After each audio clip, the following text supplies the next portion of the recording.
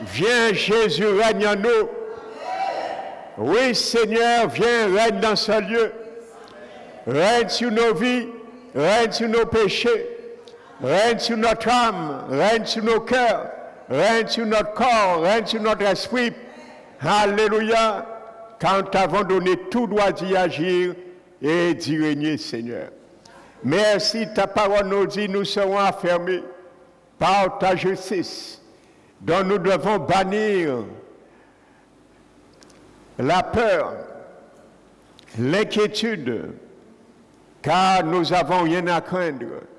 Nous devons bannir la frayeur, car il ne s'approchera pas de nous. Et quand même, il y aura des complots, ça ne viendra pas de toi.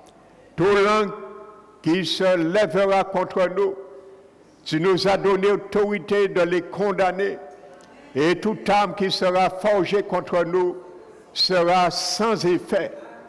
Merci éternel, notre Dieu, notre Père. Nous t'élevons, nous te magnifions. Nous te remercions, Seigneur, pour ta parole ce matin, qui sera délivrée par ton Esprit Saint et dont je ne suis que la bouche. Merci, Père, que tu puisses permettre, Seigneur, que chacun de nous fassions bon usage à chaque parole qui sortira de la bouche, Seigneur, de ton Esprit Saint. Nous t'élevons et nous te magnifions. Que ce lieu soit rempli de la sainte présence du Saint-Esprit de Dieu avec son onction, afin pour balayer toute arme forgée contre cette œuvre qui vient du royaume des ténèbres. Nous les chassons au nom puissant de Jésus-Christ. Merci, Papa. Je m'appuie sur toi, Esprit Dieu vivant. Donne gloire à Jésus encore ce matin. C'est lui qui t'a envoyé et que le Père soit glorifié en lui. Au nom de Jésus-Christ. Amen.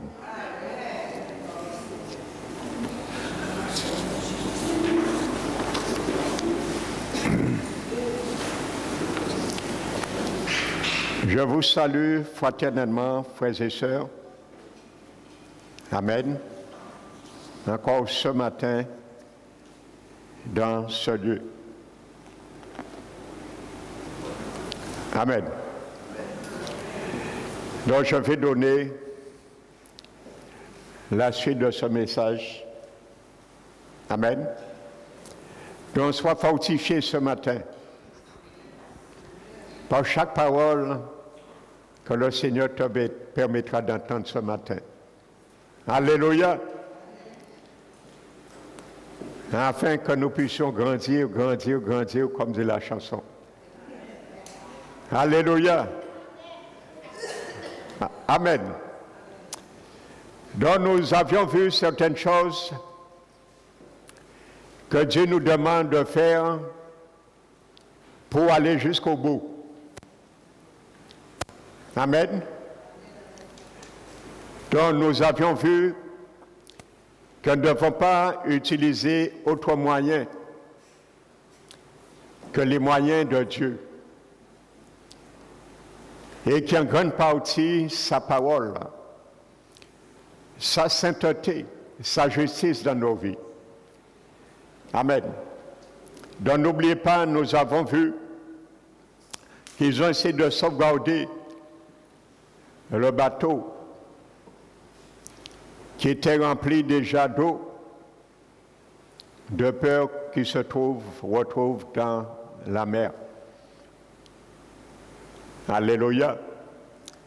Donc j'ai donné quelques arguments, conseils pour nous. Nous ne devons pas essayer de contrecarrer la situation charnellement. Amen. Mais nous devons plus que jamais essayer de consolider notre fondement avec Dieu. Amen. Consolider notre fondement. Amen. N'oubliez pas, Jésus avait donné une parabole que celui qui bâtit sur le sable et celui qui bâtit sur le roc.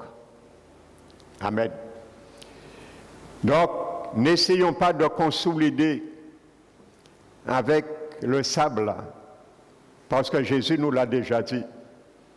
Ce serait le désastre, parce que le vent, la pluie, les torrents s'abattront et il ne restera rien. Amen. Donc, c'est le moment pour réviser notre fondement, notre fondation de nos vies avec la parole, les choses de Dieu. Amen. Nous rappeler que celui qui est bâti sur la parole, Jésus, qui est le fondement, le roc, le rocher de l'éternité, comme dit Isaïe 26, à ce moment, nous pourrons consolider, nous pourrons rétablir les choses. Amen. Alléluia. Donc je vais continuer, frères et sœurs.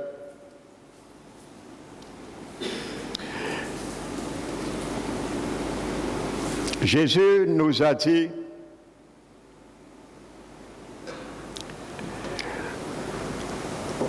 nous l'avons vu dans Ésaïe,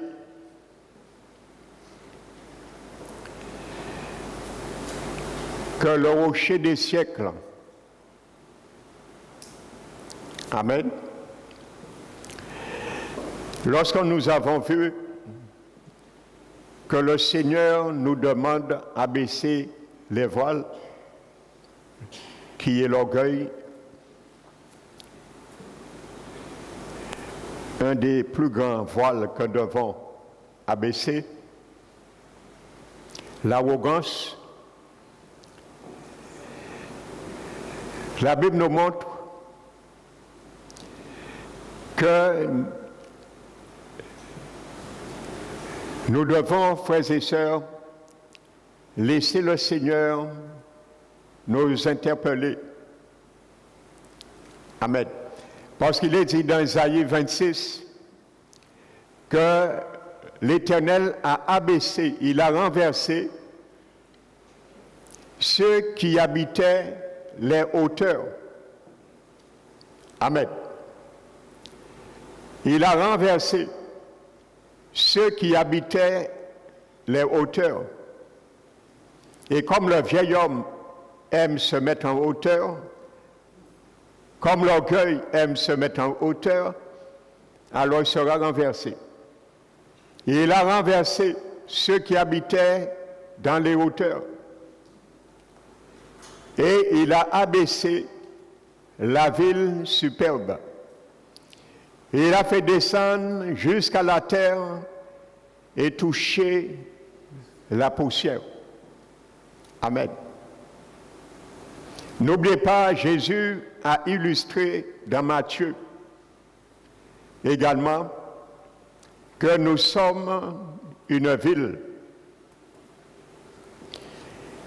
et que pour que le monde puisse voir cette ville éclairée sur cette montagne qui est Jésus, le rocher des siècles, nous devons briller, parce qu'il a dit une ville sur une montagne ne peut ne pas être vue. Amen. Mais si notre lumière, comme il a dit, devient ténèbres, il va nous abaisser aussi. Alléluia. Il a abaissé la ville superbe. Alléluia. Il va aussi nous abaisser. Alléluia, parce que c'est lui qui nous met aussi sur la montagne pour être éclairé.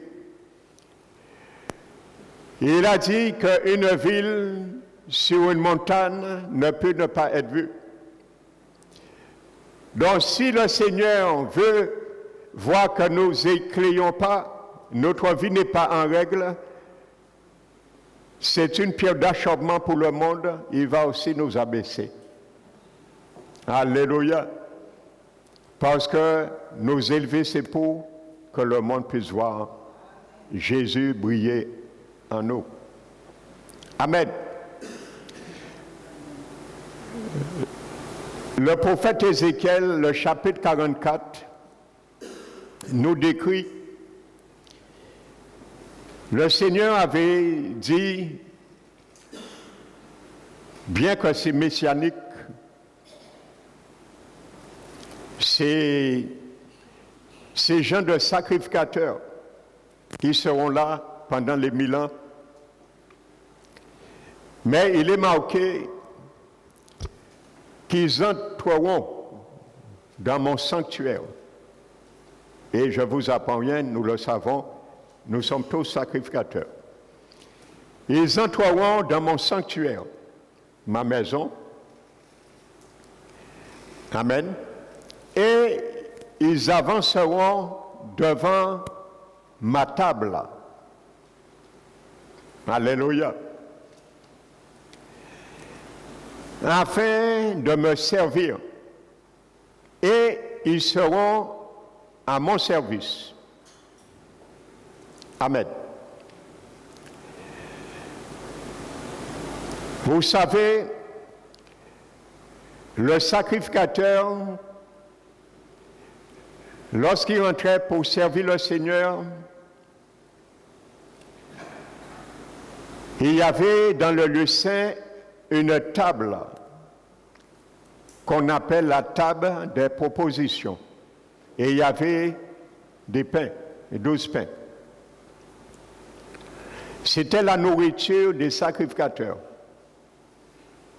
sur cette table-là. Il y avait le chandelier à 7 branches qui éclairait. Amen. Alléluia. Donc la Bible nous montre que le lieu saint, c'est mon âme et ton âme. En tant que sacrificateur, lorsque nous entrons pour servir le Seigneur, il faut que notre âme soit éclairée du chandelier du Saint-Esprit.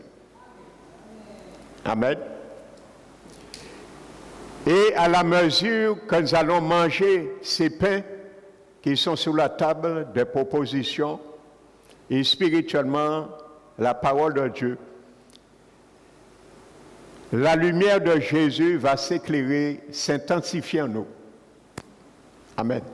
Donc c'est une image spirituelle, le chandelier et la table avec les pains de proposition pour nous. Dieu est un Dieu et spirituel et esprit avant tout. Amen. Et Ézéchiel 44 continue. Et il dit que lorsqu'ils rentreront, amen, ils se présenteront lorsqu'ils vont franchir les portes du parvis intérieur. Ils doivent se revêtir de lin. Amen.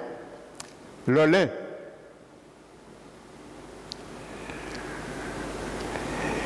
Et ils doivent porter sur eux rien qui soit de laine. Lorsqu'ils se présenteront et pour me servir dans mon sanctuaire, dans le parvis et dans ma maison, dont il était proscrit laine, la laine. Et il dit, ils mettront une tiare de laine et des caleçons de laine. Et ils ne porteront rien qui puisse exciter la chair. Amen. Vous savez, le fin lin, la Bible nous le dit, dans Apocalypse 19 et dans Exode également, Lévitique. Le fin lin, c'est la justice de Dieu en nous et la pureté de nos vies. Apocalypse 19 le dit. Il dit, réjouissez-vous et soyez dans l'allégresse, car les noces de l'agneau sont arrivées. Et son épouse s'est parée pour lui, car il lui a été donné. Il lui a été donné de se revêtir de fin lin. Et le fin lin, c'est les œuvres pures et de justice des saints. Alléluia. Donc le Seigneur nous montre, lorsque nous servons le Seigneur, nous devons le servir avec sa justice et avec pureté. Amen. Alléluia. Donc c'est pour cela nous devons reconsidérer et affermir notre fondement lorsque les choses, la tempête, s'abat pour nous faire nous éveiller. Et je crois le verset 23 de ce chapitre nous dit, les sacrificateurs, ils enseigneront à mon peuple. Ça, c'est très important pour toi et moi. Ils enseigneront au peuple, à mon peuple. Alléluia. Comment faire la distinction entre ce qui est pur, ce qui est saint et ce qui est profane. Frères et sœurs, entre ce qui est saint et ce qui est profane. Amen. Et il va les faire considérer, alléluia, également la différence, la distinction entre ce qui est pur et ce qui est impur. Alléluia. Donc, voyez, frères et sœurs, lorsque nous voulons servir le Seigneur, il nous dit, d'avant de parler de lui, nous devons nous-mêmes considérer le fondement de nos vies. S'il y a la pureté et il y a la sainteté. Parce qu'il devait être en mesure d'enseigner cela au peuple. Donc ça veut dire, si les sacrificateurs, eux-mêmes, leur vie n'était pas pure, et leur vie n'était pas sainte, ils n'avaient pas la capacité d'enseigner cela au peuple. Alléluia. Donc, encore une fois, la tempête de Dieu nous permet de nous mettre en question. Est-ce que nous sommes vrais avec sa parole? Est-ce que nous sommes vrais avec le Seigneur lui-même? Alléluia. Donc, on ne devait rien mettre de laine qui excite la chair. Ça veut dire, en servant le Seigneur, nous ne devons pas apporter quoi que ce soit, aucune activité qui pourrait nous stresser, nous condamner, nous faire chercher à fuir notre responsabilité. C'est pour ça qu'ils avaient ce tiers pour recueillir la chair. Frères et sœurs. Amen. Donc ça nous prouve que lorsque nous ne sommes pas dans la paix, nous allons faire beaucoup d'œuvres que Dieu ne considère pas pour essayer de sauver notre peau. Mais ça, c'est venir servir Dieu avec de la laine. Frères et sœurs. Alléluia. Donc ça veut dire spirituellement, le Seigneur nous dit de ne pas joindre comme il était souscrit dans l'Ancien Testament, qu'il ne devait pas porter des vêtements cousus avec plusieurs étoffes différentes. On ne cousera point avec la laine et le lin. frères et sœurs. Faire la distinction entre ce qui est pur, ce qui est impur, ce qui est saint et ce qui est profane. Alléluia. Amen. Donc voici une réalité, frères et sœurs. Nous devons considérer cela également lorsqu'il y a les tempêtes dans nos vies. Donc nous devons cesser de nous accrocher aux soucis, ça peut nous causer plus qu'à Dieu, à résoudre la situation de nos vies avec Dieu, surtout celle qui n'est pas conforme à la volonté de notre Dieu. Amen. Vous savez, lorsque le Seigneur Jésus a dit dans l'évangile de Jean, le chapitre 14, verset 27, Jésus a dit, je vous laisse ma paix, je vous donne ma paix. Alléluia, que votre cœur ne se trouve point et ne s'alarme point. Amen. Donc c'est ça, mettre la tiare de lin, frères et sœurs. En quelque sorte. Dans ce verset de Jean 14, ce verset a été conjugué au mode impératif. Et cela met évidence l'ordre ou l'injonction. Ça veut dire c'est à nous d'honorer cette injonction qui est de ne pas laisser notre cœur s'alarmer, frères et sœurs. Ça, c'est ma responsabilité et ta responsabilité. Le Seigneur veut que notre cœur ne s'alarme pas et ne soit plein dans l'inquiétude. Mais ça, c'est ma responsabilité de chercher que ça se fait. Amen. Vous voyez, nous sommes toujours avec le Seigneur. Alléluia. Amen. Le Seigneur nous l'a fait comprendre, frères et sœurs, dans le verset 2 de Jean chapitre 15. Amen. Jean chapitre 15.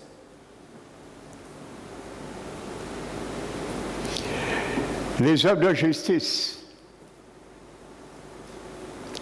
N'oubliez pas, nous avons vu Galates 5 et qui nous dit les fruits de la justice. Parce que nous allons venir sur les fruits là, dans Jean 15. Les fruits de la justice consistent en tout homme bon, en toutes sortes de bonté, de justice et de vérité. Amen. De justice et de vérité. Et nous avons aussi les fruits de l'esprit dans le livre d'Éphésiens. Alléluia. Donc, ça, c'est des fruits que je dois porter dans ma vie, que tu dois porter dans ta vie. Les fruits de l'esprit, l'amour, la paix, la patience, la bonté, la bénignité, la foi, la patience, la maîtrise de soi, frères et sœurs. Alléluia.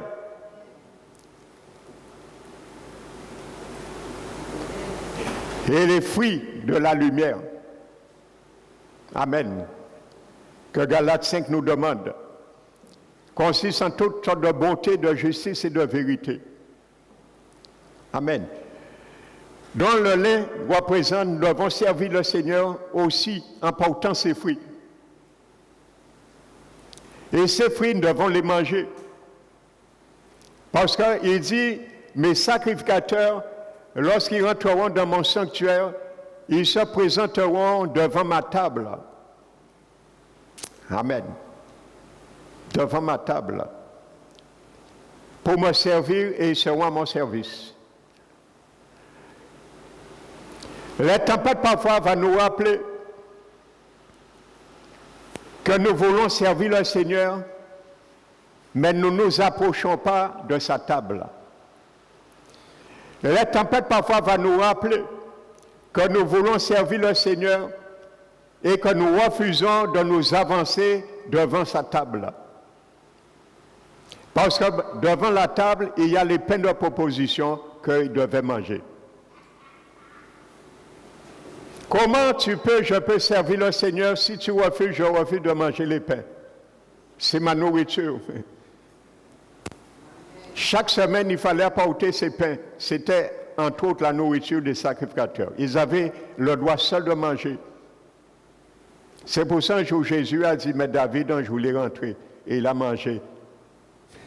Le pain qui était consacré n'est pas mort.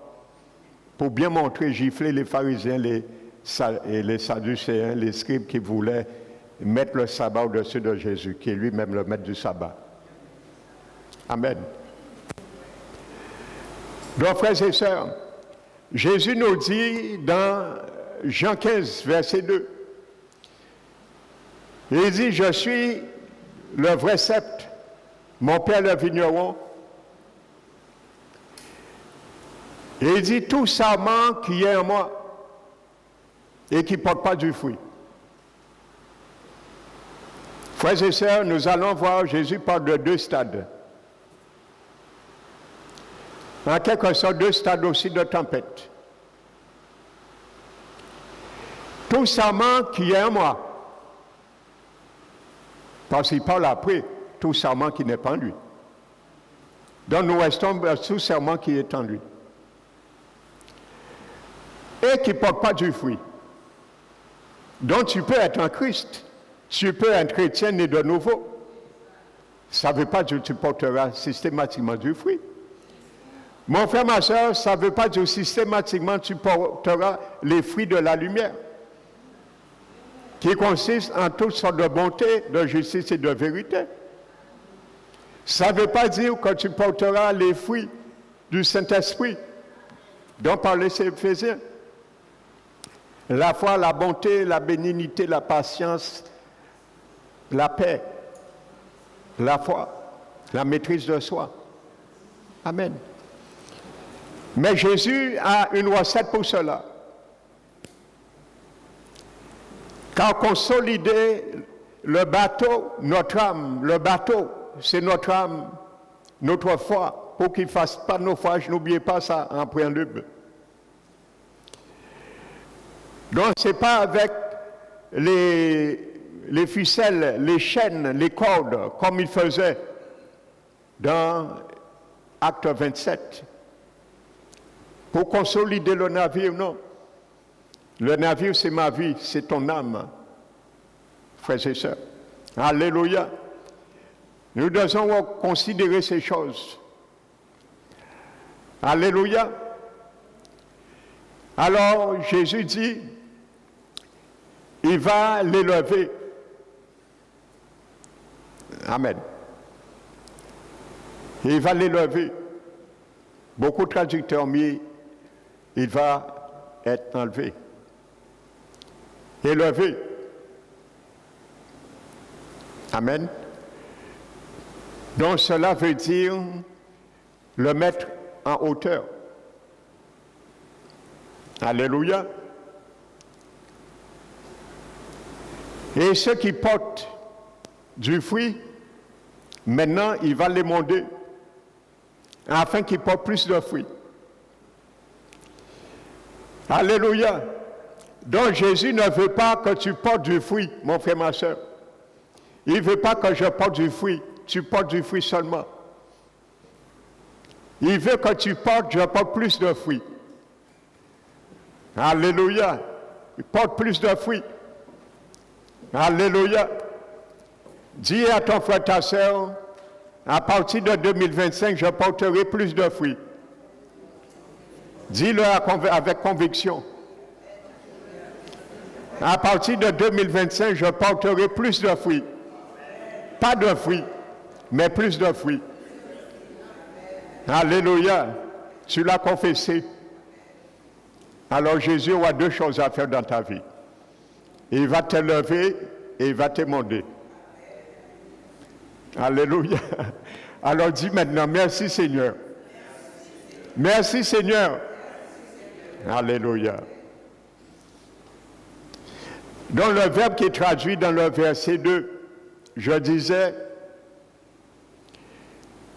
pour enlever, c'est le mot grec héros. Et ce mot héros, dans ce contexte, veut dire soulever. Dans les serments qui en Jésus, amen, il va les élever. Nous allons voir pourquoi ils ne portaient pas de fruits et Jésus va les élever.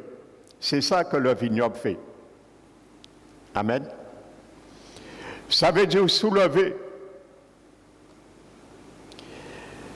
Parce que les serments doivent être élevés afin de porter du fruit.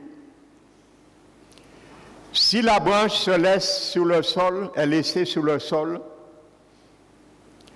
dans la poussière, au lieu d'être monté sur un treillis, il ne peut porter du fruit. Parce qu'il se salira avec la poussière. Donc c'était ce qu'ils faisaient. Ils élevaient les sarments qui traînaient à terre et les mettaient sur un treillis. Autrement, ils ne vont jamais porter du fruit. Amen. Et un des techniques du diable, c'est nous mettre dans la poussière, nous jeter dans la poussière du péché. Parce que c'est là, nous ne pourrons jamais porter du fruit. Alors, mon frère, ma soeur, lorsqu'il y a des tempêtes, c'est une manière favorable de dire Jésus, je suis prêt maintenant. Soulève-moi maintenant. Retire-moi dans la poussière. Je suis disposé à porter du fruit maintenant. Alléluia. Sommes-nous prêts pour dire cela à Jésus ce matin? Alléluia. Si nous vivons une tempête quelconque dans nos vies aujourd'hui, dans nos situations, sommes-nous prêts de dire, Seigneur, lève-moi, soulève-moi, mets-moi sous ton treillis, mets-moi sous le treillis de ta parole, afin que je porte du fruit pour la première fois de ma vie. Et je porterai encore plus de fruits, je ne sais pas encore quand, mais je veux commencer par au moins porter des fruits. Alléluia. Est-ce que nous voulons le dire au Seigneur Jésus au début de cette année 2025? Et lui dit, Seigneur, je me suis trop traîné dans la poussière de la terre. Je veux sortir maintenant dans cette situation. Parce qu'il y a beaucoup aujourd'hui, le Seigneur essaie de les lever. Mais il dit, Seigneur, non, laissez-moi l'enlever là. Mes poussières là, on ne veut pas porter fruit. Et le Seigneur dit, mais tu as intérêt, mon frère, mon fils ou ma fille, de me laisser te mettre sur le treillis de ma parole. Parce que ça te coûtera cher de refuser une telle offre. Amen. Parce qu'après, c'est mon couteau que je prends pour te sectionner. Parce qu'après, il parle des sarments qui ne portent pas du fruit. Amen. Et il y a la recette aussi. Pour cela, ceux qui ne veulent pas porter du fruit. Alléluia. Donc cela veut dire, c'est les sarments qui se traînent sur la poussière, au lieu d'être montés sur un treillis. Alléluia. Et malheureusement aujourd'hui, dans les églises, on voit cela plus que jamais. Beaucoup d'enfants de Seigneur se laissent traîner dans la poussière. Le diable est mis à terre. Et bien souvent, ils sont déprimés. Déprimés. Ils ne savent pas quoi faire. Ils cherchent la cause, bien souvent en allant voir des psychiatres, en allant voir des docteurs, des psychologues. Et je n'ai rien contre les psychiatres, et les psychologues, et les docteurs. Mais la solution n'est pas là. Bien souvent, je parle enfant du Seigneur. Je ne parle pas des gens du monde. Peut-être les gens du monde ont besoin des psychologues, ils ont besoin des psychiatres, oui. Mais toi, mon frère, ma soeur, tu n'as pas besoin de cela. Tu as besoin de la parole de Dieu. Tu as besoin d'être élevé, sorti dans la poussière. Alléluia. Et te mettre sur le treillis de la parole. Sur le treillis de la sainteté. Sur le treillis de la pureté. Afin de porter du fruit. C'était les fruits que Dieu exigeait au sacrificateur pour le servir. Vous allez enseigner à mon peuple comment faire la différence entre ce qui est saint et ce qui est profane. Les faire considérer la différence entre ce qui est pur et ce qui est impur. Alléluia. Donc c'est normal, le Seigneur s'engage à nous lever. Lorsque nous ne sommes plus dans la pureté, lorsque nous ne sommes plus dans la sainteté, c'est normal. Il va faire de sorte à nous retirer dans la poussière du péché, de la compromission, de la rébellion, tout ce qu'on peut dire, et nous lever. Par ici, là, nous sommes en danger. Il ne pourra pas cultiver aucun fruit dans nos vies. Frères et sœurs. Alléluia. Donc parfois la tempête est faite pour cela, pour reconsidérer nos fondations. Alléluia. Frères et sœurs. Considérer nos fondations. Mais pourquoi je suis à terre comme ça? Pourquoi je suis à terre sans cesse dans la poussière? Et beaucoup sont élevés dans l'église. Moi je suis dans la poussière. Alléluia. Mais la question, tu te poses, tu as aussi la réponse toi-même. Dis aussi peut-être j'aime ça. Dis peut-être c'est une situation que j'aime et je veux rester. Pas bien souvent lorsqu'on avertit, on ne prend pas égard aux avertissements parce que c'est un homme qui parle à la personne du pasteur, pas Emmanuel. Je parle de toutes les églises. Amen. Donc, on ne considère pas trop la parole. Mais parfois, on oublie, c'est le Saint-Esprit qui met la parole dans la bouche de ses serviteurs. Alléluia. À considérer. Il abaisse, Ésaïe 26, la ville, elle est superbe.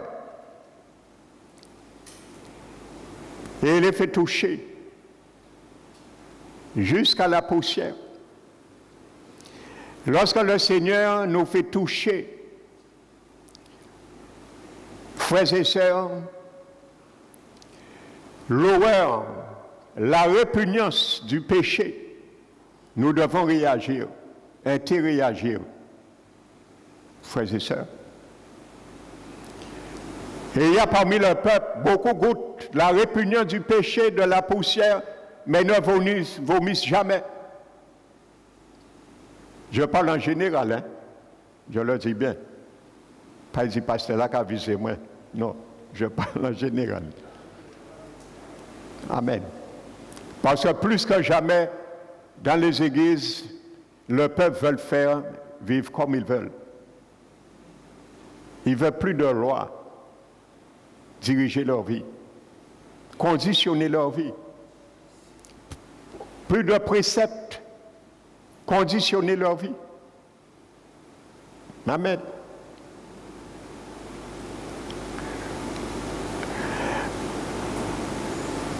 Donc refusons, mon frère, ma soeur, cette année 2025, que je refuse que le diable nous traîne dans la poussière du péché. Alléluia. Tout ça de péché. Il n'y a pas péché qui est petit ou grand. Péché mignon. Tout ça c'est péché. C'est dans le même vocable pour Dieu. Alléluia. Il y a beaucoup qui font des choses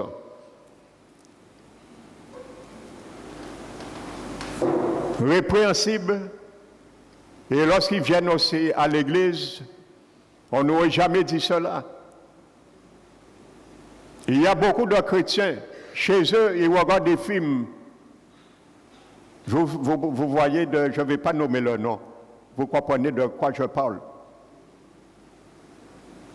Des films qui sont permis, entre parenthèses, qu'aux adultes. Il y a des jeunes, comme adultes aussi, dans l'église du Seigneur. Chez eux, ils se gavent parfois avec ça. Et ils viennent à l'église. Leur conscience ne les interpelle pas. Frères et sœurs, il y a sur dehors de l'église, dans leur travail, ils fument encore la cigarette. Et ils boivent encore avec les camarades. Et ils viennent à l'église, leur conscience ne les interpelle pas. Mais n'oubliez pas ce que Paul a dit à Timothée. Nous l'avons vu au début de ce message. Beaucoup de ces gens-là, leur foi a fait naufrage. Parce qu'ils ont perdu ce que la Bible appelle une bonne conscience devant Dieu. La bonne conscience devant Dieu, quand l'Esprit Saint t'interpelle, tu n'interagis pas, tu la perdras un jour, cette bonne conscience. Mon frère, ma soeur, ne la perds pas. Si tu l'as perdue, va la retrouver. Il n'est pas trop tard. Ce qui est trop tard, c'est si tu la perds définitivement. Donc, si nous l'avons perdue, il n'est pas trop tard pour aller la rechercher avec le Seigneur. Dis Seigneur, je veux retrouver cette bonne conscience. Quelques-uns l'ont perdue. Mais moi, je ne veux pas faire naufrage. Je veux rentrer dans ton royaume. Alors, si aujourd'hui je suis dans une tempête à cause de cela, alors ouvre mes yeux pour que je saute victorieux à travers la tempête et non faire naufrage. Alléluia. Je refuse maintenant de me complaire avec cette situation. Il y a des situations où nous devons avoir marre à un moment donné. Frères et sœurs. Alléluia. La poussière de la terre. Arrêtons de nous attacher à n'importe qui, à n'importe quelle fréquentation. Surtout les jeunes aujourd'hui dans les établissements scolaires. Je connais votre combat. Je sais c'est difficile. Je minimise pas cela. Mais vous avez quand même un cap à tenir. Un témoignage, vous devez quand même briller. Parce que les copains, les camarades de classe, s'ils sont dans les ténèbres, au moins vous brillez. Ils vont voir quand même, il y a un qui brille, il y a une qui brille. Et j'aurais voulu briller aussi. Et ils vont chercher à savoir pourquoi tu brilles. Les jeunes offrent cette opportunité à tes collègues, tes camarades de classe de briller, afin qu'ils viennent vers toi. Attire-les. Alléluia. Attire-les.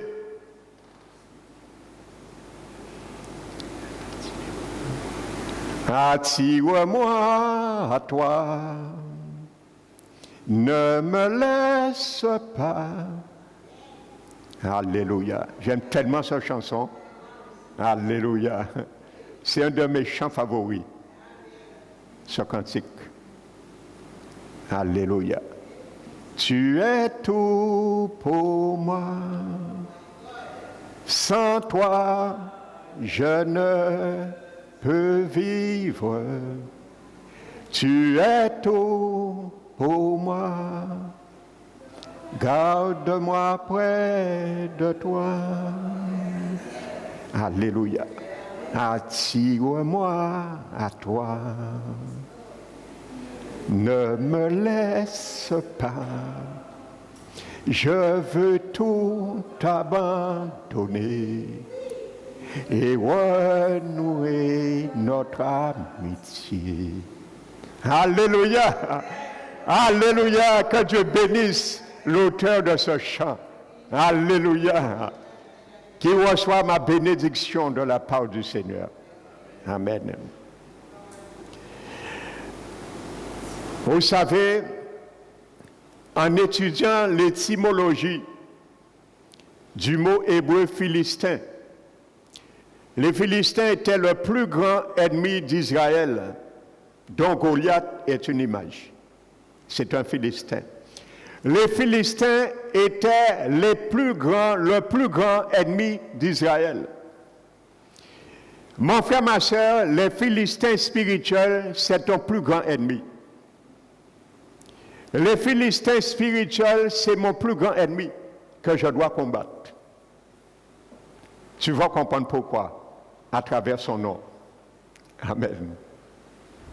Et si tu n'arrives pas à combattre par la grâce du Seigneur cet ennemi, tu ne pourras pas, je ne pourrai pas porter de fruits. Alléluia.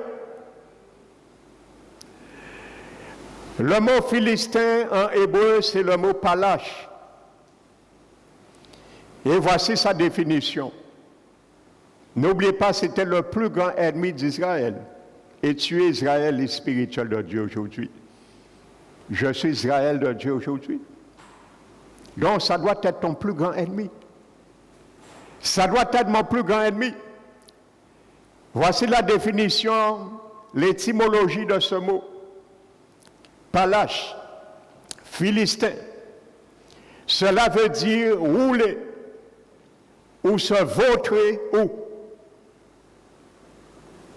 Dans la poussière. Alléluia. Philistin veut dire rouler, vautrer dans la poussière. Amen. Donc, si tu ne combats pas cet ennemi, les Philistins et spirituels, les palaches, nous resterons à terre dans la poussière. Alléluia. Vous avez vu dimanche dernier, je vous montrais, et spirituellement, quand Abraham a quitté son pays natal, Ur de Chaldée, ils sont partis avec le père de Noé, de l'eau, pardon, qui s'appelle Haran. Je vous disais en hébreu, Haran veut dire montagnard. Amen. Et ils sont arrivés dans un lieu qui s'appelle Charan. Et Charan veut dire aussi montagnard. Donc je vous disais, il y avait un montagnard parmi eux.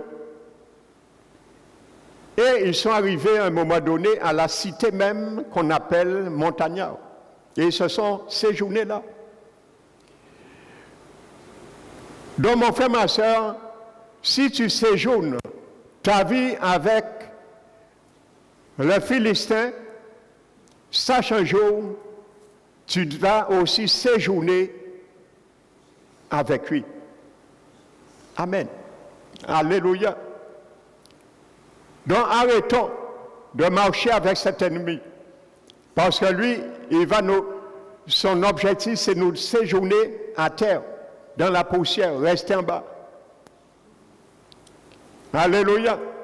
Et lorsque nous sommes en bas, nous ne pourrons plus le regarder, le diable, de haut en bas. Parce que nous l'avons vu vendredi. Notre position en Christ, nous sommes au-dessus de lui. Alléluia.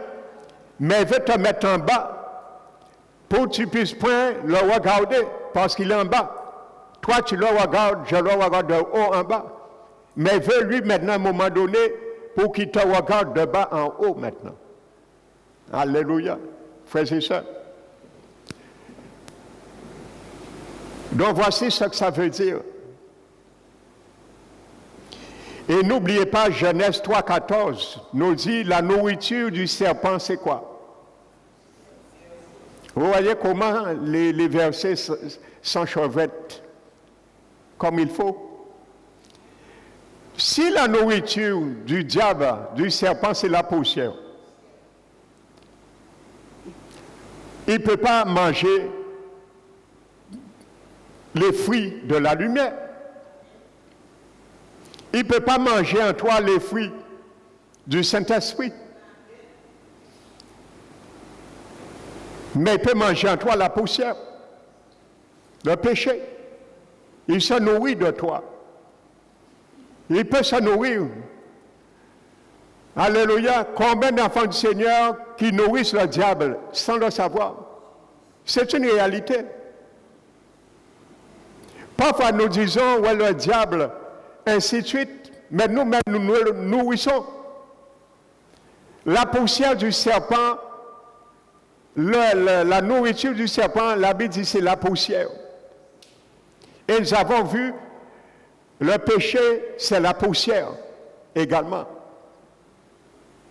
Donc lorsque nous péchons, nous nourrissons le diable. Parfois même nous l'engraissons, nous le fortifions. Parce que lorsqu'on nous nourrit quelqu'un, il est bien nourri, il est fortifié, il a beaucoup de vigueur.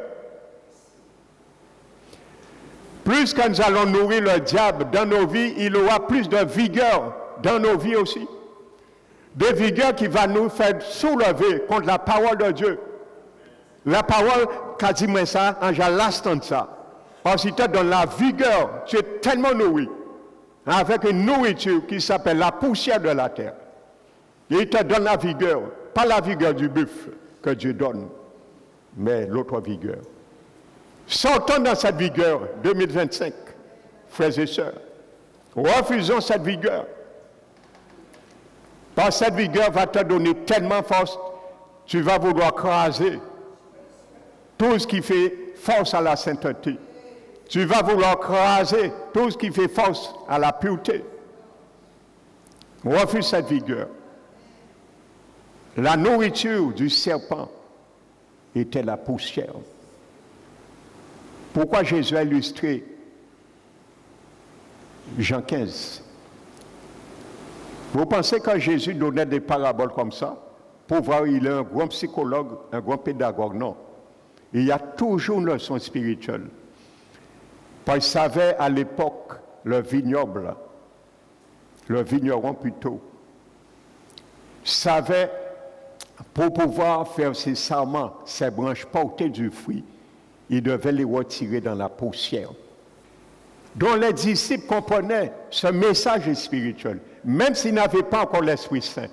Ils le comprenaient parce que Jésus savait qu'ils n'ont pas encore reçu l'Esprit Saint, qui va les enseigner toutes choses, qui va continuer à être le grand Seigneur comme il a prophétisé dans Jean 14, Jean 16. Mais Jésus prenait les choses de la terre qu'il connaissait bien souvent, qui se passaient dans la société ambiante, les traditions, les cultures, pour les faire comprendre déjà les choses spirituelles, que l'Esprit Saint va les éclairer. Amen. Il les montrait bien que celui qui est en moi et qui veut demeurer en moi, il ne doit pas vivre dans le péché. Voici le message que Jésus donne dans Jean 15. Vous êtes les sarments, moi je suis le vrai sceptre. Donc si vous ne voulez pas vivre dans ma justice, mangez les fruits de la justice, les fruits de la lumière. Donc, vous n'avez pas de choix, parce que moi, je vais vous faire les manger. Et si vous ne voulez pas, en finalité, je vais vous sectionner. Amen. Avec Jésus, c'est la bonté ou la sévérité, ou les deux. Mais choisissons les deux. Parce que Paul a dit aux Romains, il a dit, ne considérez pas que la bonté de Dieu. Paul a dit aux Romains, ne considérez pas que la sévérité de Dieu, mais considérez la bonté et la sévérité de Dieu. Bonté plus sévérité, qui est fort mathématique et spirituel. Bonté plus sévérité égale quoi? Égale? Une autre réponse. Amour. Ça, c'est l'amour de Dieu. Un Dieu qui ne corrige jamais. Et tu vas entrer au royaume. Aujourd'hui, beaucoup d'enseignements des serviteurs, c'est ça qu'ils disent. Ils prêchent que la bonté de Dieu. Et je vous disais, j'écoute parfois des serviteurs, c'est des méga-églises, des milliers de membres, mais ils prêchent que la bonté de Dieu. Ils ont mis carrément la sévérité à côté. On prêche que la bonté de Dieu. Et chaque dimanche, c'est qui. Les gens rient, qui. Non, tu ne vas pas entrer au royaume comme ça. Hein. Il faut prêcher la sévérité de Dieu. Comme moi je le fais. Je vous prêche la bonté de Dieu, je vous prêche la sévérité. Frères et sœurs, il faut les deux. Parce que Paul a dit, il faut considérer les deux. Amen. Je ne veux pas Jésus me rejette demain. Dis, pasteur, tu as prêché comme ma bonté. Il faut prêcher aussi ma sévérité. Et à cause de prêcher comme ma bonté, tu as envoyé beaucoup de mes brebis en enfer. Alors, ce que je m'attendais de toi, tu prêches ma bonté, oui, mais prêche aussi ma sévérité. Alléluia. Par ma bonté, t'enseigne à sortir dans le péché, mais ma sévérité t'empêche d'aller en enfer. Donc, il faut prêcher les deux. Je suis un couteau à double tranchant, acéré, les deux âmes sont acérées. Il faut trancher les deux côtés. Et la parole de Dieu est excellente pour ça. C'est un couteau à deux tranchants. Alléluia. Il tranche la bonté de Dieu, il tranche la sévérité de Dieu, il tranche le péché et il tranche la sainteté. Couteau à deux tranchants. Donc, les enfants du Seigneur qui se votent dans la poussière, ils ne peuvent porter du fruit. Et c'est pour ça que le Seigneur vient. Il vient avec amour, avec miséricorde. Et à ce moment, il vient vers nous. Et il dit, mon fils, ma fille, tu m'as déjà fait tellement pleurer. Je vais arrêter de pleurer, je vais te lever. Je vais te retirer dans cette poussière maintenant. Est-ce que tu le veux? Et j'ai fait un beau treillis pour toi, pour que tu puisses serpenter, t'accrocher tout le long. Et il y a toute la place pour toi. Rien ne va te gêner si tu le veux. C'est à nous à dire oui ou non. Frère, c'est ça. Et lorsque nous allons dire oui, le Seigneur va dire d'accord. Quand tu vas commencer à porter du fruit, je vais maintenant t'émonder. Et tu vas encore porter davantage de fruits. Et mon Père sera glorifié. Alléluia. Et mon Père sera glorifié. Amen. Vous savez, dans Matthieu 16, 24, quand Jésus dit, celui qui ne se charge pas de sa croix et qui ne me suit pas n'est pas digne de moi, ni de mon royaume. Le mot dans ce texte qui est traduit par charger, c'est le même mot là, héros, élevé. Amen. Donc cela décrit une notion d'élévation soulevée pour placer haut ou plus haut. Donc Jésus nous dit, celui qui ne élève pas sa croix.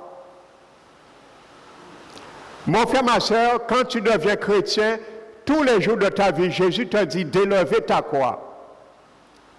Tu dois faire la publicité pour Jésus.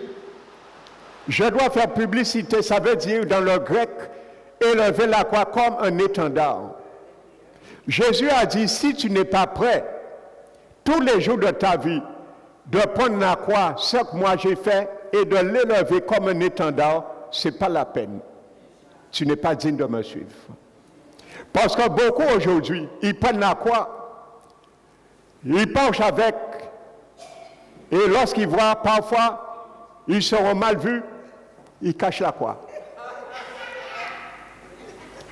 Ils continuent, et ils reprennent la croix.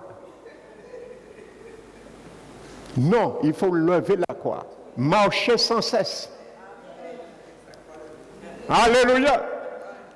Tu commences à prêcher, on ne te connaît pas, tu prêches, mais le Seigneur t'oublie.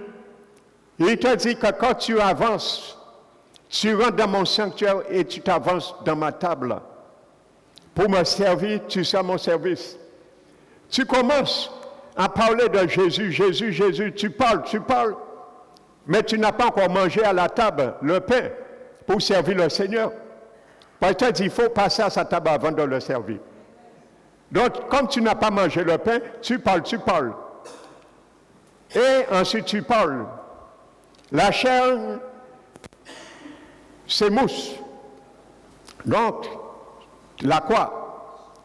Et tu continues. Mais tu vois des gens que tu connais, dans ton quartier par exemple. Tu continues, tu cherches la croix. Tu la caches pas, tu dis, on va te dire, hé, Bougam, arrêtez là. Arrêtez là. Ou ses voisins, moi, à connaître-vous, arrêtez les affaires évangiles là. Donc tu vas cacher la croix. Mais il ne faut pas la cacher. Devant tes voisins, devant ta famille, devant l'école, devant tes collègues, il faut lever la croix. Celui qui ne lève pas héros, c'est le même mot grec qui traduit soulever la croix. Sans rougir. Alléluia. C'est ça. N'est pas digne de moi. Alléluia. Quand tu lèves la croix, tu décris que tu as pris un engagement, une résolution de ne jamais te laisser traîner dans la poussière du péché à terre. Parce que tu as un vigneron, il s'engage à te relever et tu obéis à cela, à cette injonction, de te laisser. Alléluia. Tu es prêt 2025 de toujours lever la croix comme un étendard, ne pas le cacher parfois. Alléluia. Autrement, nous allons devenir des agents de circulation sur la route. Nous allons devenir des agents de circulation. Frères et sœurs, soyons des agents dans le royaume du Seigneur. Amen. C'est-à-dire, donc Jésus voulait dire être un témoin. C'est ça. Celui qui ne s'engage pas à élever, sauver la croix, à être un témoin. Donc tu témoignes par cela que tu ne peux pas une croix, physiquement bien sûr. Mais Jésus dit, ta vie, c'est comme si tu es prêt à élever la croix, à témoigner ce que la croix a fait pour toi en Jésus. C'est ça. Ça veut dire, comme Paul le disait, il porte dans son corps les meurtrissures de Jésus. On doit voir cela dans ton comportement, dans ta manière de faire, et ainsi de suite. Donc c'est ça que ça décrit, frères et sœurs, être un témoin de Jésus. Jésus l'a dit autrement. Au lieu de dire être témoin, il a dit ailleurs, mais porter sa croix. Et ce verbe, charger, se charger, dans ce verset Matthieu 16, 24, il est conjugué à la aoriste. La aoriste, vous savez, la grammaire grecque est différente de la grammaire française. Parfois, il y a des choses qui se correspondent, mais la aoriste grecque, ça ne fait pas notion ni du passé, ni de présent, ni de futur. C'est une action continue constante. Amen. Donc, ce n'est pas quelque chose que tu vas porter un jour.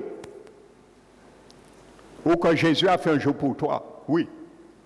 Mais toi, tu dois le confirmer, le témoigner dans ta vie. Tous les jours, d'une manière constante, d'une manière continue. Amen.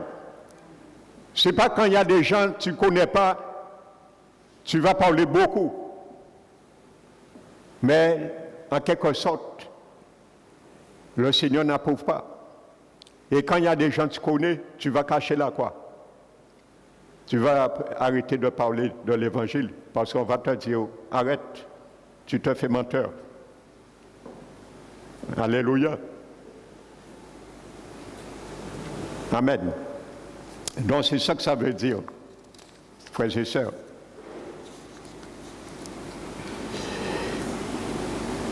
Continuons, Jean 15.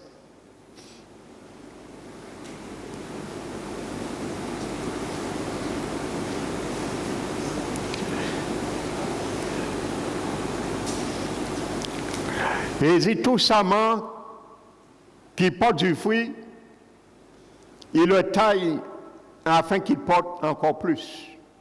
Maintenant, ceux qui portent du fruit,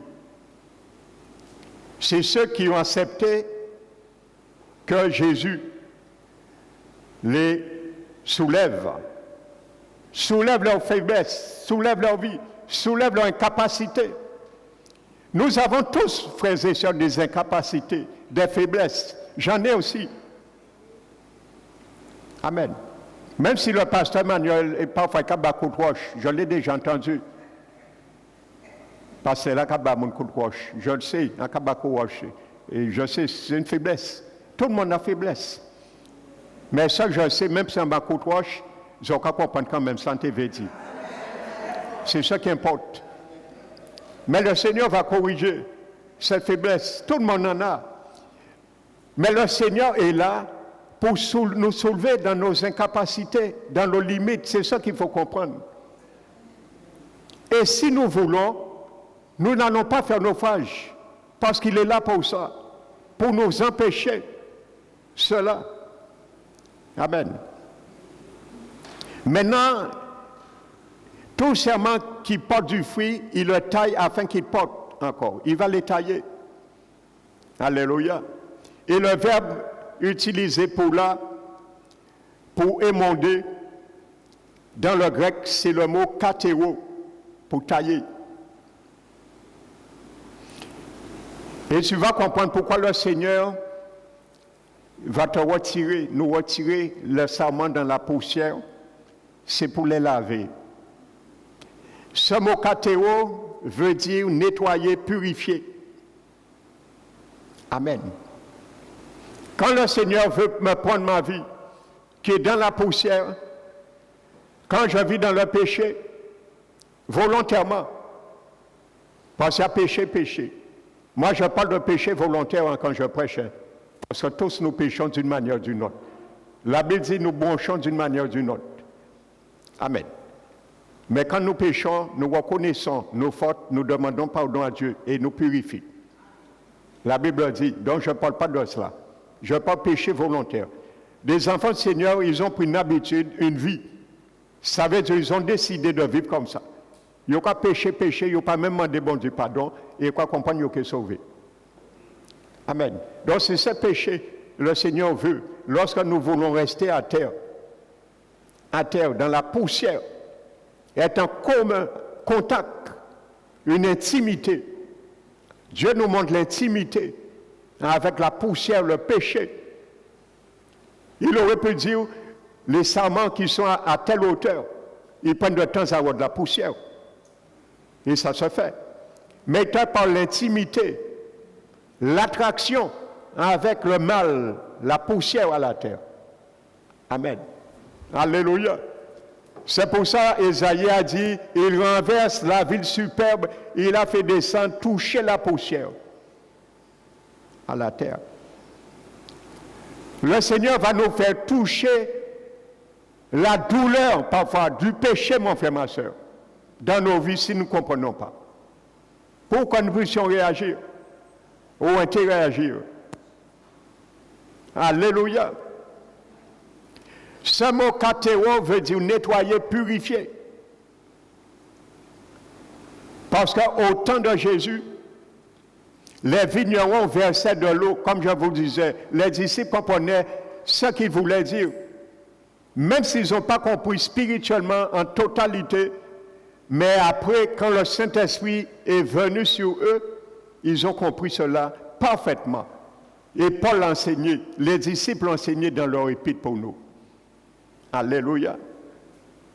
Au temps de Jésus, les vignerons versaient de l'eau sur les branches, les sarments, afin de les débarrasser des dépôts laissés par les parasites, car ils nuisaient à leur fructification. Alléluia. Et le plus grand parasite qui nuit à ma fructification et toi, c'est les Philistins. Couchés, vautrés dans la poussière. Alléluia. Donc, il était obligé de les laver et de les purifier. Amen. Et dans le verset de Jean 15, le verset 3, le mot racine est utilisé lorsque Jésus dit « Vous êtes déjà purs à cause de la parole ». La même racine que katéo, c'est le mot katéos. Jésus a utilisé la même racine de katéo. Katéos. La racine du verbe katéo. Katéos. Pour montrer pur, frères et sœurs. Ça veut dire que quand le Seigneur nous purifie, il utilise sa parole. Amen. Donc c'est avec la parole de Dieu qui nous taille, qui nous émonde. Parce que c'est le même mot et la même racine que Jésus emploie. Il dit, vous êtes purs. Donc voyez, Jésus te purifie, Éphésiens 4 le dit. Il purifie son Église comment? Éphésiens 4, qu'est-ce qu'il dit? Il lave le chrétien avec quoi? Avec quelle salive? Avec quel savon? Jésus me lave. Avec quel savon Jésus lave ton cœur aujourd'hui? Avec quel savon Jésus lave ton âme, mon frère, ma soeur, mon âme? Éphésiens 4 le dit. Ne va pas dans un magasin cosmétique, tu ne vas pas trouver ce savon. Mais dans la parole, oui. La parole. Il lave, il purifie son Église par l'eau de sa parole. Il y a de l'eau, il y a du savon dans la parole de Dieu. Par l'eau de sa parole. Alléluia. J'ai dit ma soeur, quand tu es dans ton baignoire avec ce savon, tu ne veux pas sortir. Hein? C'est vrai. Tu es dans la baignoire, tu ne veux pas sortir. Hein? Amen. Eh bien, ça nous donne envie de rester dans cette baignoire.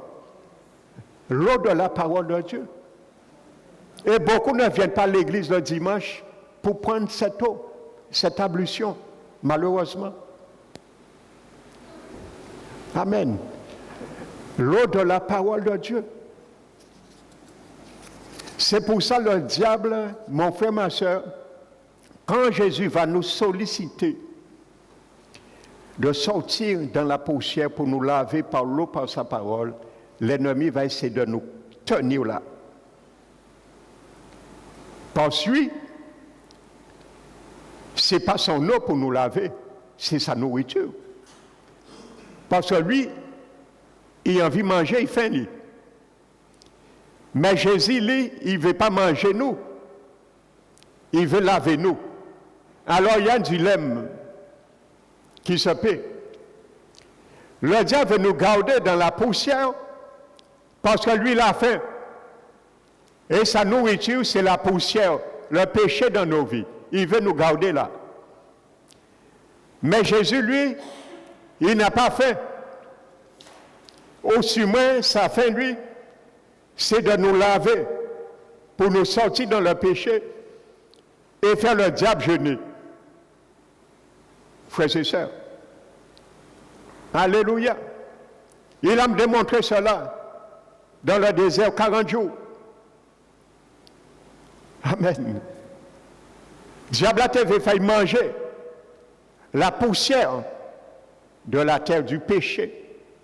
Mais Jésus montré, fin aïe, c'est fait volonté à bon Dieu, nourriture aïe. Alléluia. Donc aujourd'hui, c'est ça, il y a ce dilemme. Il y a ce déchirement entre le diable et le Seigneur vis-à-vis nous.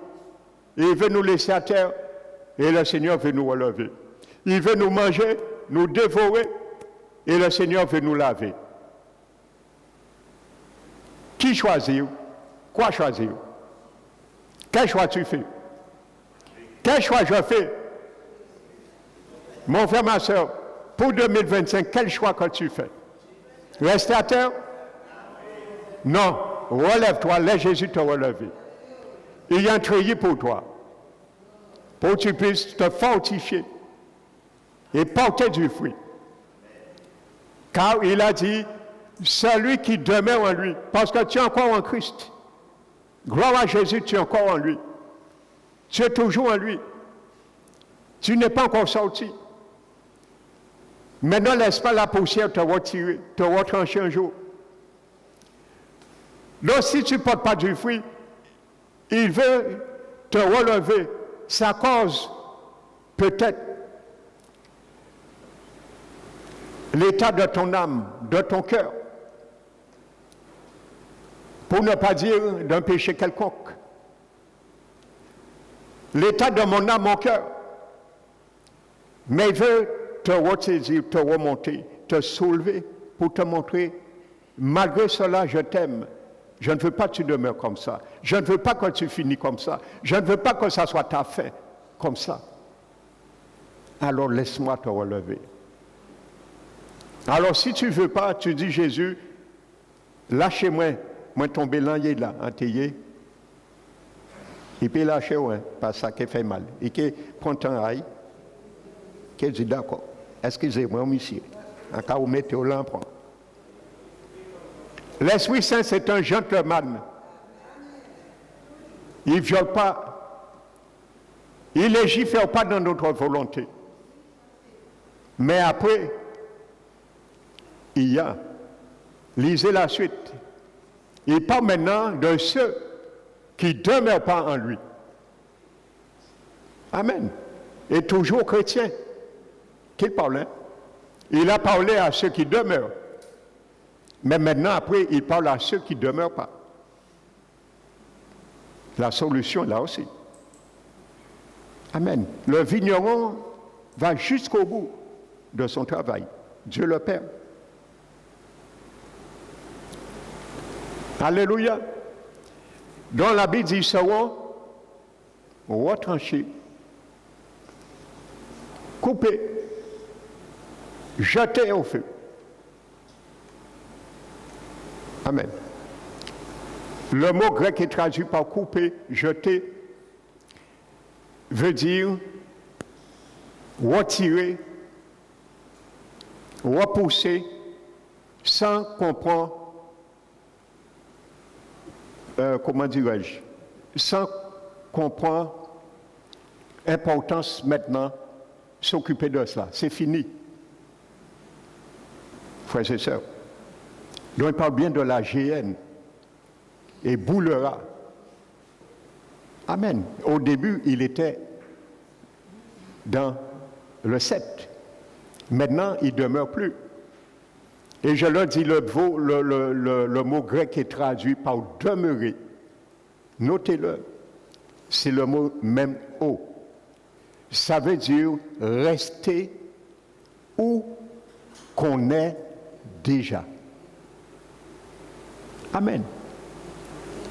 Rester où on est déjà. Donc, il parle bien des chrétiens nés de nouveau. Parce qu'un chrétien qui n'est pas né de nouveau ne demeure pas en Christ. Alléluia. Donc, il faut déjà être en Christ Et Jésus te dit, ne sors pas où tu es déjà. Donc il dit bien, celui qui demeure, celui qui est en moi et qui est déjà en moi et qui ne porte pas du fruit. Parce que c'est impossible. Un chrétien né de nouveau ne porte pas du fruit. C'est ça que Jésus explique là. C'est impossible. Celui qui est en moi déjà, il ne peut pas ne pas porter du fruit. Même s'il ne porte pas tous les fruits, mais il y a certains fruits au moins doit avoir. C'est pour cela, celui qui est d'accord avec Jésus pour cette injonction de le soulever pour porter du fruit, Jésus ira plus loin encore pour le faire porter plus de fruits. Il y a des chrétiens nés de nouveau qui portent du fruit, mais il y a des chrétiens nés de nouveau qui portent plus de fruits. C'est une question de fruits. Et c'est une question de cœur avec Jésus. C'est une question de communion avec Jésus. Moi, je ne veux plus porter de fruits seulement. Je veux porter plus de fruits avec Jésus maintenant. Alléluia. Plus de fruits. Et pour porter plus de fruits, il faut le laisser nous laver. Frères et sœurs, nous purifier, nous laver. Frères et sœurs, par sa parole, l'eau de sa parole. Alléluia. Le laisser nous laver par l'eau de sa parole, frères et sœurs, pour porter plus de fruits. Amen. Donc, considérons cela. Et en conclusion, ce matin, Jésus a bien dit, celui qui ne demeure plus en lui, qui était en lui et qui n'est plus en lui. La Bible est claire. Ça veut dire que tu t'es retiré, tu n'appartiens plus à Jésus. Tu as renoncé à la foi, renoncé à la parole, renoncé à la sainteté, renoncé à l'injonction de la parole, renoncer à l'obéissance.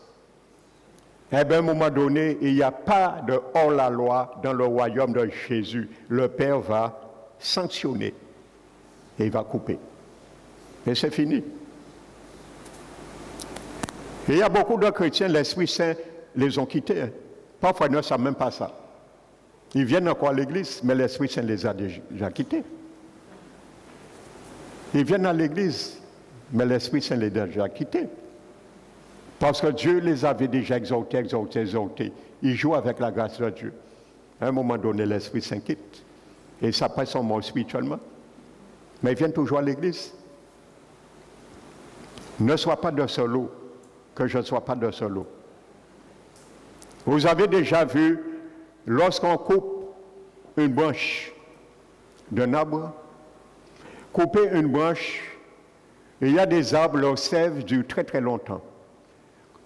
Couper une branche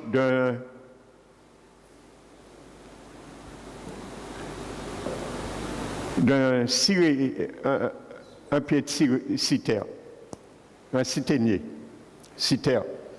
Vous allez voir, vous coupez une branche, jetez-le à l'heure. Vous allez voir que les feuilles restent vertes peut-être 3 semaines. Il n'est plus dans le tronc. Il vit toujours. Parce que la sève est encore là. Ça dure longtemps. Donc c'est pareil. Il y a beaucoup. Ce qu'ils avaient l'habitude de faire avec l'Esprit Saint en eux, ils vont continuer à le faire machinalement. Mais ça ne veut pas dire que l'Esprit Saint est là. C'est comme une branche qui a été retranchée, mais il attend sa mort définitive. La sève n'est plus là. La sève ne réagit plus.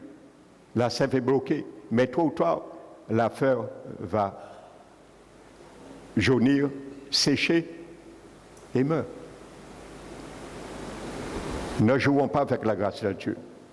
Cette année 2025, c'est une année, mon frère, ma soeur, pour ne pas jouer avec la grâce de Dieu. Fini, jouer avec la grâce de Dieu. Paul Paul a dit, ne prenez pas la grâce de Dieu en vain,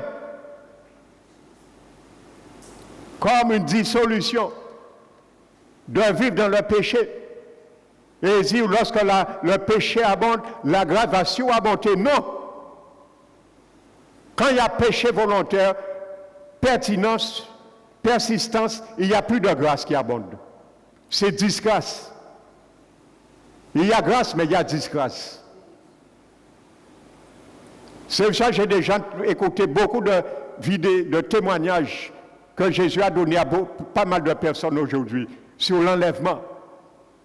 Jésus a dit, lorsque l'Église sera enlevée, sa grâce se retirera. Sa grâce partira aussi sur la terre. Donc il n'y aura plus de force. Il n'y aura plus de pouvoir surnaturel qui va aider encore les chrétiens qui n'ont pas décollé à survivre à la tyrannie. La grâce ne sera plus là. Ce sera leur propre force naturelle. Et ils ne pourront pas résister. Trop ou tard, ils vont accepter la marque de la bête. Alors ne jouons pas aujourd'hui avec cette grâce qui nous est là. Frères et sœurs, je leur ai dit le mot charisme qui est traduit par grâce. Ça ne veut pas dire faveur, comme on l'a appris seulement. C'est plus que ça. C'est une force surnaturelle, Dieu te confère, me confère, qui agit en moi, sur moi, en ma faveur, pour me permettre de faire des choses que humainement je ne peux pas faire. Que ce soit dans la maladie, que ce soit une guérison, je veux, que ce soit même pour le salut, c'est la grâce de Dieu. C'est par grâce que vous êtes sauvés, Éphésiens dit. Parce qu'il y avait une force qui animait l'intelligence, le cœur de la personne inconvertie, qui l'animait pour pouvoir permettre quand même ça, qu'il puisse sortir dans l'endurcissement. C'est une force qui animait cette personne, même pour être sauvée. Et cette personne maintenant a eu l'opportunité, par cette force, et de dire oui. Amen. Mais cette grâce qui a commencé en nous, persiste et demeure en nous tous les jours, dans tous les domaines de notre vie. C'est ça Paul le dit. Il demande que la grâce soit surabondée, multipliée dans l'Église où Pierre écrivait. Que la grâce et la paix vous soient surabondées, vous soient multipliées. Vous avez besoin d'une plus grande force surnaturelle pour pouvoir répondre aux conditions qui étaient à cette époque. Alléluia. Donc quand il n'y aura pas de grâce, sur quoi nous allons nous appuyer pour sauver notre peau? Résister à l'Antichrist? Tu ne pourras pas. Trop tard, j'ai vu des vidéos, j'ai écouté des pasteurs qui n'ont pas décollé, des apôtres, des chrétiens. Ils gémissaient, ils disaient non, je ne prendrai pas la marque. L'Antichrist les mettait dans un puits de feu, un puits de l'huile chaude. Jésus a dit volontairement, je vais retirer la mort. Quand tu vas rentrer 2 heures dans un puits de feu, un puits d'huile bouillie à 3000 degrés, tu sors, tu n'as pas de chair, tu as que ton squelette et tu es vivant. Tu auras le courage de continuer? Eh bien, tôt ou tard, ces gens-là, ils ne peuvent pas. Parce que s'ils souffraient, ils mouraient, oui, mais ils ne meurent pas. Jésus retire la mort. La mort fuira ce jour-là. Tôt ou tard, ces gens-là, ils ne peuvent plus. Ils prennent la marque. Avec quoi? La grâce n'est plus là. Ta force humaine? Je ne pense pas. Alors, moi-même, à qu'à prier, moi, décoller. Hein? Alors, mon frère, ma soeur, à quoi c'est prier à chaque monde? Prie pour que tu ne sois pas là. Beaucoup cherchent à savoir qui sera l'Antichrist aujourd'hui. Et il y a des gens qui font des études pour savoir qui est l'Antichrist. Ce n'est pas moi, je ne sais pas savoir qui est l'Antichrist. Ça ne m'intéresse pas. Je sais une chose, il est là. Je ne sais pas qui, mais il est bien là. Pendant les vidéos, des visions de l'enlèvement, Jésus dit bien, il est déjà là. Il prépare tout. Frère, il prépare une seule Bible. Tout est préparé. La seule chose qui m'intéresse, que je ne sois pas là, le jour qu'il rentre, que moi au ciel avec Jésus. Alors préoccupons-nous de ça. Ne cherchons pas qui sera l'antichrist. Beaucoup de chrétiens cherchent qui sera l'antichrist. Non, tu ne verras pas l'antichrist. La Bible dit avant qu'il vienne, l'Église sera enlevée. Alors ne cherche pas qui il sera. Cherche à l'enlever. C'est ma prière pour toi et de moi. Et que Jésus soit glorifié. Amen. Amen. Nous allons bénir le Seigneur ce matin. Avec